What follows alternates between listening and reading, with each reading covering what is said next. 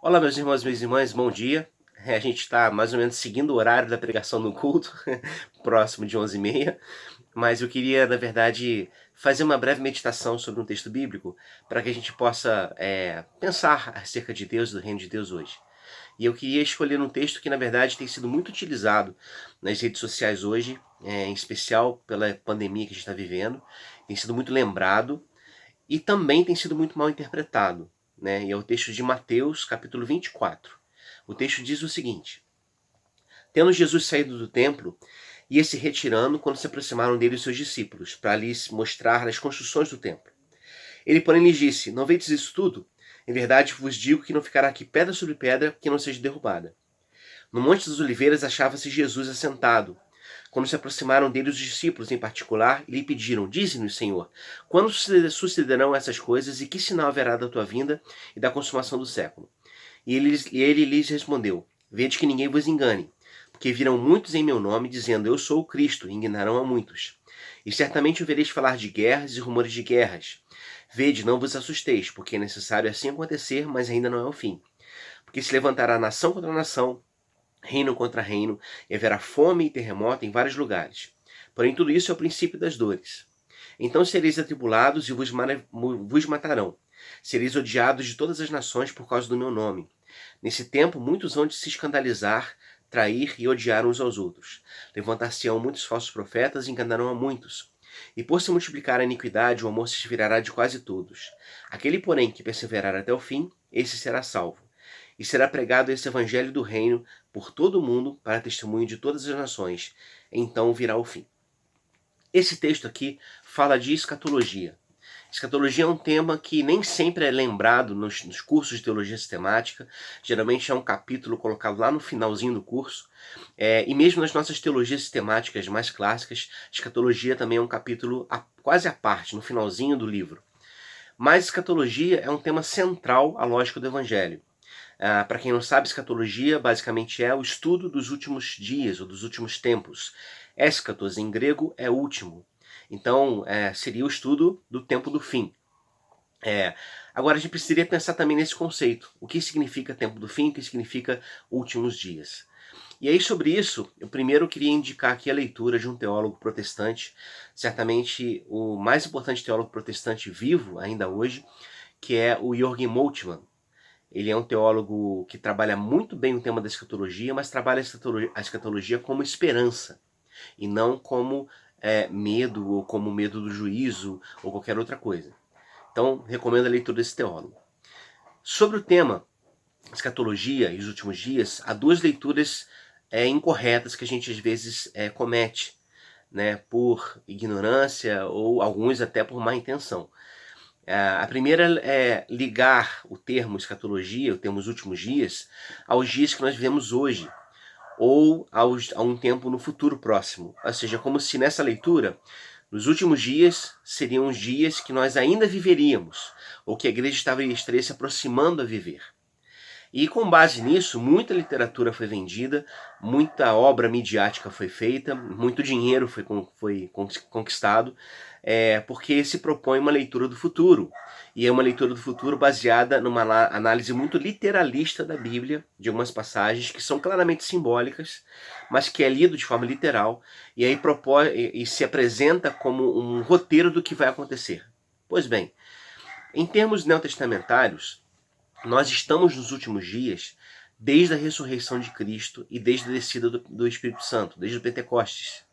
Se a gente retorna, por exemplo, ao texto bíblico, a gente lê lá no livro de Atos que quando Lucas, o autor de Atos, reconta a promessa de Joel e diz que aquela promessa está se cumprindo naquele momento do derramar do Espírito, ele diz: sabei isso, nos últimos dias derramarei do meu Espírito sobre toda a carne. Ou seja, nós estamos nos últimos dias desde a igreja primitiva. Quando Paulo escreve a Timóteo dizendo: sabe disso, nos últimos dias haverá homens avarentos, egoístas, amantes de si mesmos, desobedientes. E ele diz assim: foge deles.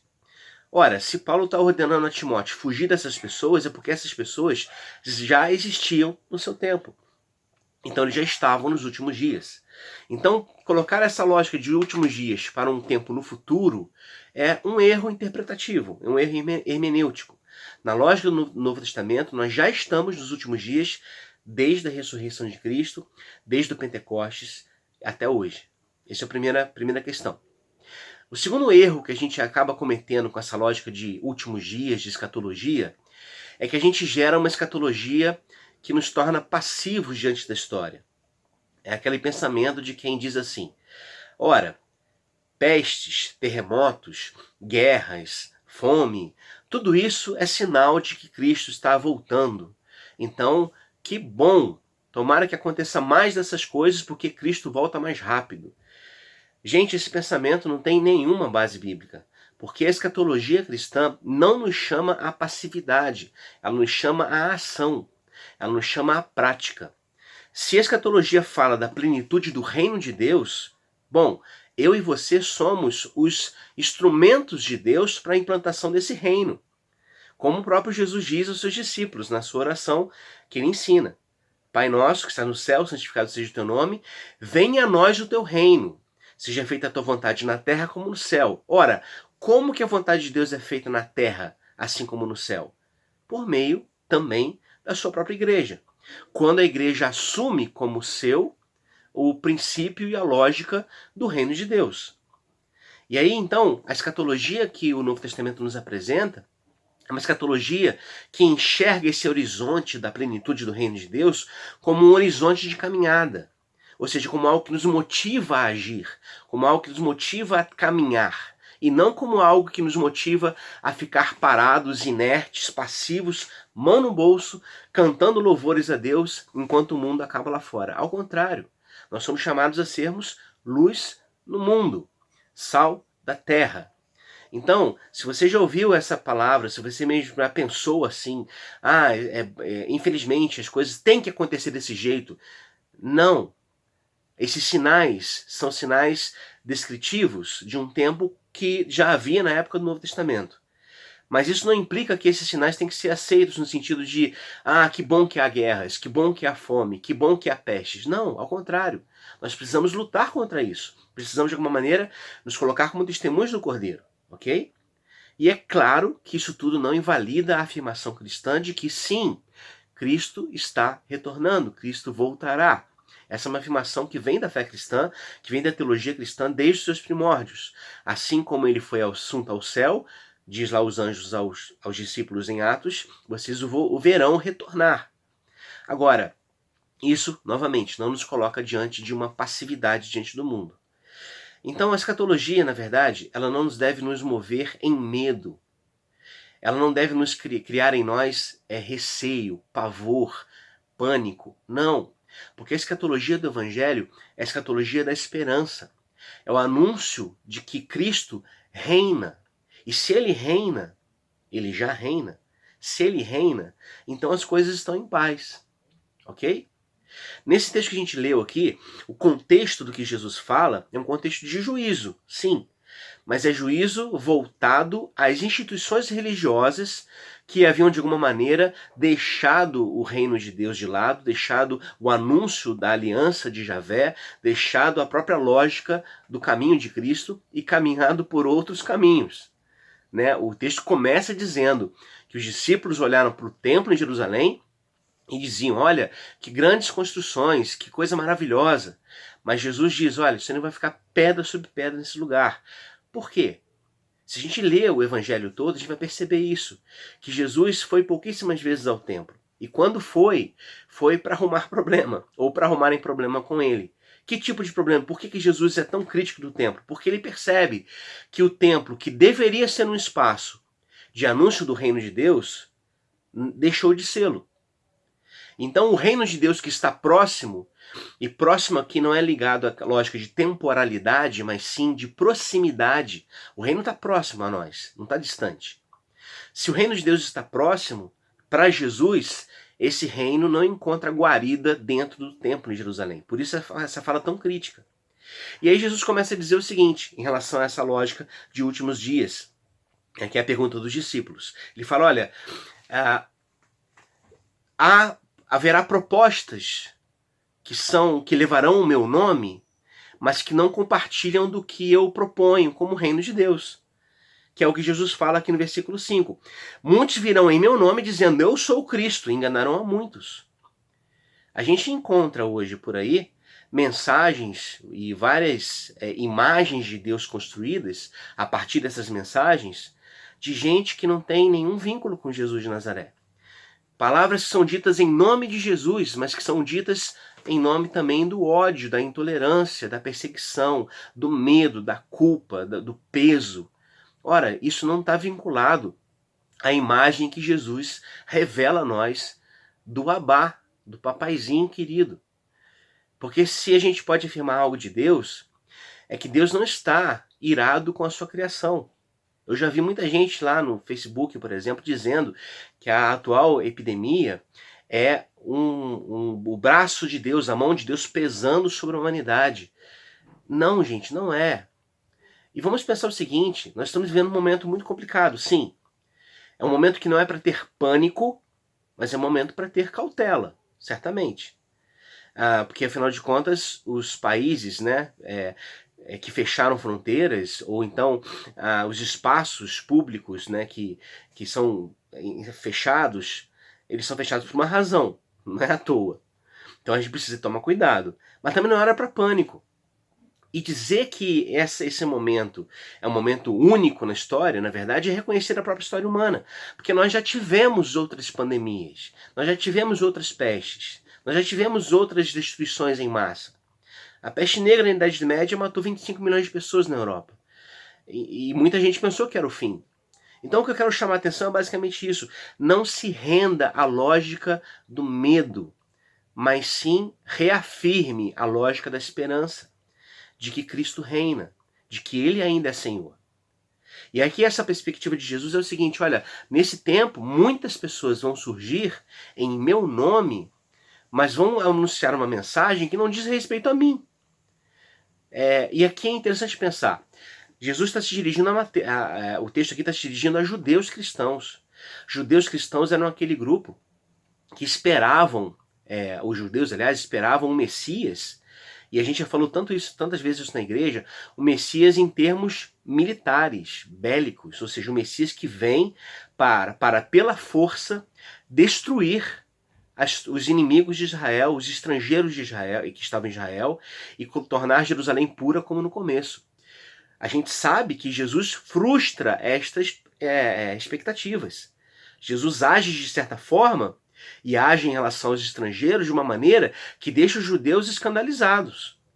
Ora, então a gente não poderia hoje dar ouvidos a messias que anunciam a violência como caminho de superação de problemas, porque essa violência não cabe aqui na lógica de Jesus. Nós não poderíamos dar hoje ouvidos a messias que anunciam o medo como um mecanismo de controle de pessoas. Nós não poderíamos dar hoje ouvidos a messias que anunciam um Deus que, por orgulho ferido, afunda o Titanic porque alguém disse que nem Deus afundaria aquele barco. Entenda o que eu quero dizer? A nossa imagem de Deus precisa ser a imagem de Jesus. E nesse sentido, se a gente consegue vincular isso, a gente não dá ouvidos a esses messias falsos. E aí, é claro, Jesus começa a descrever o que acontece, na verdade, não apenas hoje, mas já acontecia na época dos discípulos. Guerras, rumores de guerras, terremotos, pestes. Ora, gente, a cidade de Pompeia, próximo do final do primeiro século, ela foi totalmente destruída pela erupção do Vesúvio. Isso é ou não é uma coisa que daria hoje a principal manchete dos nossos jornais? Então a gente precisa levar isso em consideração. Para quê? Para que a gente não esqueça esse elemento da esperança do Evangelho. E aí o texto descreve essas questões de como as relações serão afetadas, de como muita gente vai perseguir, inclusive aos próprios cristãos, por causa do nome de Jesus, porque certamente a mensagem de Jesus, que nos implica em muita coisa, é uma mensagem que causa escândalo para muitos, causa reação negativa de muitos. Ora, se é tudo assim, então Jesus propõe o seguinte: como é que o reino termina? Como é que vem esse tempo do fim? O tempo do fim está lá no versículo 14. Diz lá o texto: e será pregado este evangelho do reino por todo o mundo, para testemunha a todas as nações, e então virá o fim. A palavra-chave aqui é reino. Então o que traz, né, a parousia, a volta de Cristo, é o reino de Deus que se estabelece no mundo. E esse reino, vale lembrar, não é comida nem bebida, mas é amor, justiça e alegria e paz no Espírito Santo. Esse reino, quando se instaura nas nossas relações, nós estamos construindo espaço para que a parousia aconteça. Essa é a lógica desse texto. E aí aqui diz no versículo 13, aquele, porém, que perseverar até o fim será salvo. Perseverar como? De forma passiva? De forma temerosa? Não. De forma operante, de forma ativa. Tomando parte das questões humanas, porque nós somos humanos e vinculados a elas, e tomando parte a partir da nossa fé em Jesus.